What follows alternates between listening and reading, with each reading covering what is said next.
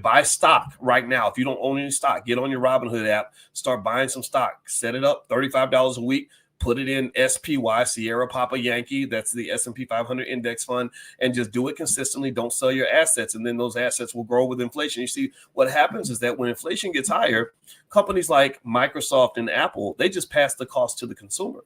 So they ain't sweating over inflation. Apple's a $3 trillion company. We don't care about inflation. They're like, I guess we got to, the inflation's 10%. I guess we got to increase the cost of an iPhone by 10%.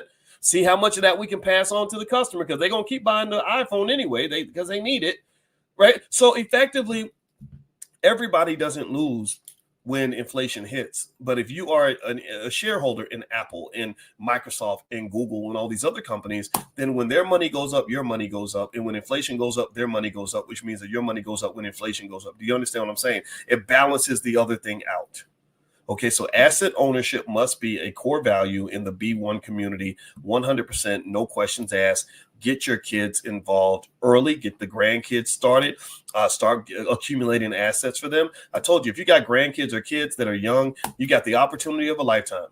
I explained to y'all last night how literally a person who literally invests as much in an S&P 500 fund that we invest in our car note, our rent, or our cell phone bills, a person who does that literally could have a grandchild that's a millionaire by the time they're 25 years old, if the grandchild is 2 or 3 years old, or the child, right? So the question is, are you engaged in the foresight necessary to make sure that your child ain't looking like this poor girl 20 years from down the line?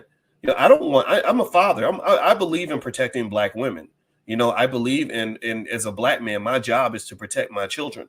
So I don't want to hear about my daughter having to dress like a damn soldier to get to work every day. I don't want to hear about her having anxiety. I want her to live in her feminine energy. I want her to be able to feel good about life. I don't want her to feel the anxiety that this young lady portrayed in this video. And so my thinking is, what can I do now if I'm looking at my little 3-year-old daughter right now or something? And what can I do right now to make sure that she ain't never got to go to the internet to give a speech like that?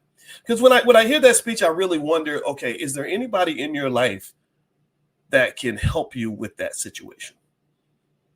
Or are you doing it all by yourself? I mean, really, because we've gotten to the point where we make that assumption.